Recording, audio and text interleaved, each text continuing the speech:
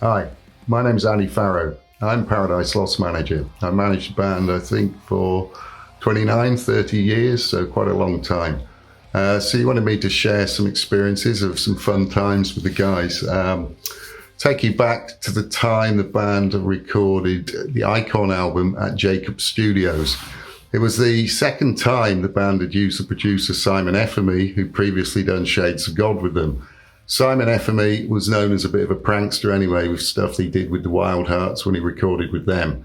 So I was at my house one night, I'd had a few beers anyway, and the phone kept going all night with these noises going on, and it kind of really disturbed me because I wasn't in the best of condition as it was, so I was pretty annoyed. And then I worked out it was the band ringing me up through the night doing drunken antics.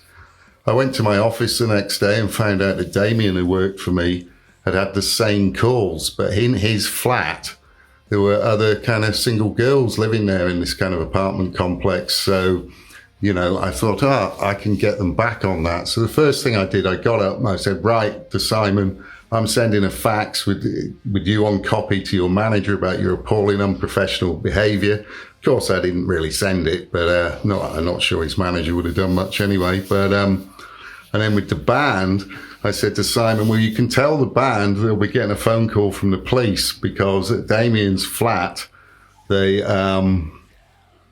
were girls living there, and, you know, this goes down as nuisance calls, so they will be getting a call from the police. And apparently the band, you know, they took this pretty seriously and they were kind of freaked out and everything. So, you know, I got them back that way, and then I thought, well, I'm going to get them back even further. So I got somebody else who was in my office to ring them up, who they wouldn't recognize the voice, and say they were from the HMRC, which is our tax office. It was to Nick Holmes saying that he owed a large amount of money, to which he freaked out. Oh, you've got to ring Andy Farrow at Far North Music. He'll know what to do with it. So I was laughing my head off about that because, yeah, Nick and money, that's always something else, you know. It really does get to him. And then they carried on when they did Draconian Time Studio, because by then the band, you know, was selling a lot of records. They were in a really flash studio called Ridge Farm. And I went down see what was going on and, you know, enjoy the swimming pool and the facilities and hear what they recorded.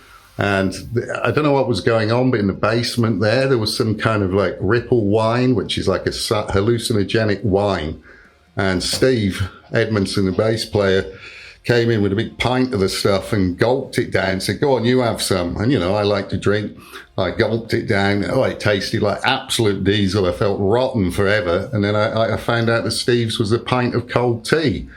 So, yeah, that was an interesting one. They got me then. I didn't get them back.